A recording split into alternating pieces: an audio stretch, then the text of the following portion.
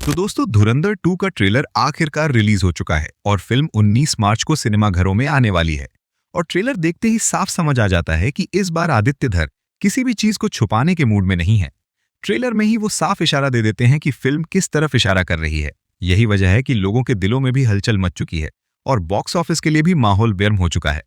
अगर माहौल को देखें तो ऐसा लग रहा है कि रिलीज के वक्त ये फिल्म एक बड़ा धमाका कर सकती है, क्योंकि जब पहला पार्ट आया था तब लोगों को कहानी पर भरोसा बनने में थोड़ा वक्त लगा था, लेकिन अब हालत बिल्कुल अलग है। अब लोगों को पहले से यकीन है कि धुरंधर 2 कुछ बड़ा लेकर आने वाली है और हर कोई इस कहानी का अंजाम देखना चाहता है। ट्रेलर की शुरुआत ही एक बहुत बड़े और चौंकाने वाले बयान से होती है कि हिंदू एक कायर कौम है।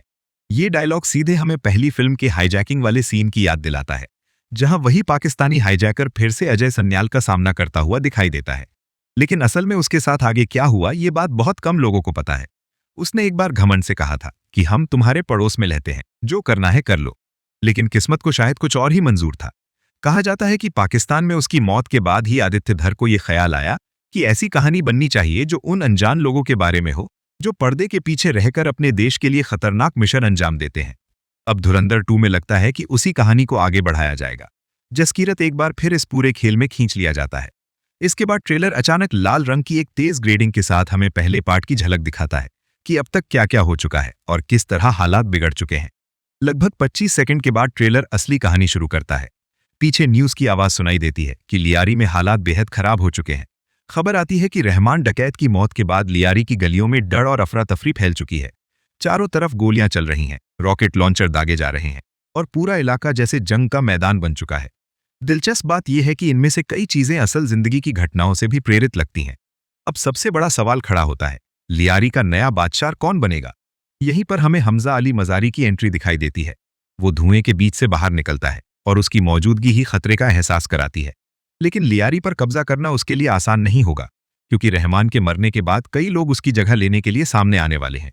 एक सीन में रहमान का बोर्ड जलता हुआ दिखाई देता है, जो उसके साम्राज्य के खत्म होने का इशारा है। उसी फ्रेम के कोने में एक रहस्यमयी आदमी खड़ा दिखाई देता है, जो शायद लियारी पर दावा करने आया है।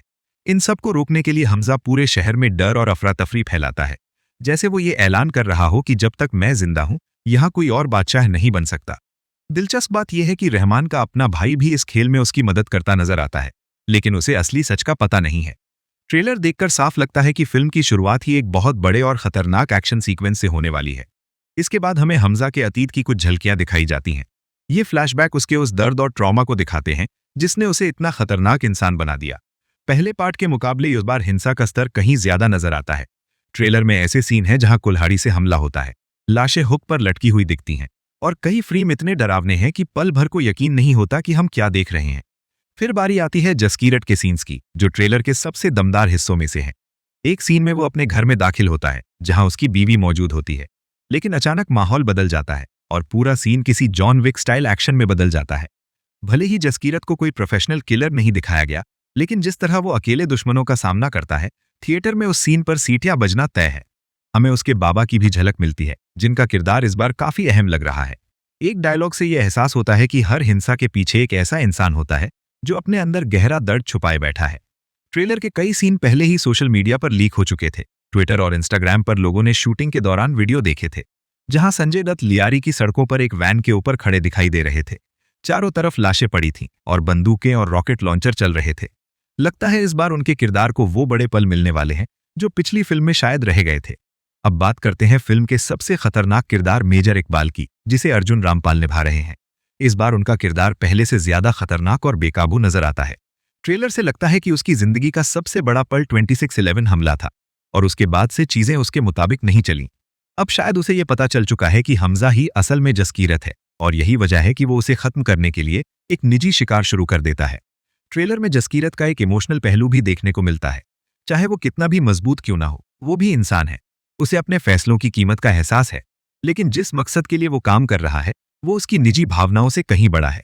यहां तक कि ट्रेलर ये इशारा भी देता है कि शायद उसे अपनी ही बीवी को मारना पड़ सकता है, क्योंकि पहली बार उसे अपने पति की असली पहचान का पता चलता है।